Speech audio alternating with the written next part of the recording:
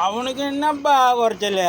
அவன் மெட்ராஸு போகிறான், சம்பாதிச்சிட்டு வரான், ஜாலியாக ஒரு மாதத்துக்கு வீட்டில் படுத்துக்கிறான். என்ன அப்படின்னு நினைக்கிற மக்கள் அனைவருக்கும் இது ஒரு முக்கியமான பதிவாக இருக்குன்னு நினைக்கிறேன். பாருங்கள், மெட்ராஸில் சாப்பாடு எப்படி சாப்பிட்றோம் பாருங்க. கேரி பேக்கில் சாப்பிட்றான்.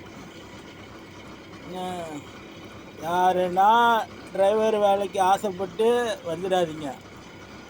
என்ன, டிரைவர் வேலைக்கு ஆசைப்பட்டு வந்தீங்கன்னா இப்படி தான் இருக்கும் வாழ்க்கை. வாழ்க்கையா நல்ல தொழிலை தேர்ந்தெடுத்து நல்லபடியாக இருக்க கற்றுங்க. யாரும் டிரைவர் தொழிலுக்கு ஆசைப்பட்டு வந்தீங்கன்னா அப்புறம் என்ன மாதிரி தான் நீங்களும் கஷ்டப்படணும். எல்லோரும் சாப்பிட்டீங்களா? காலையில் இடியாப்பம் வடகரி. இடியாப்பம் வடகரி சாப்பிடுங்க.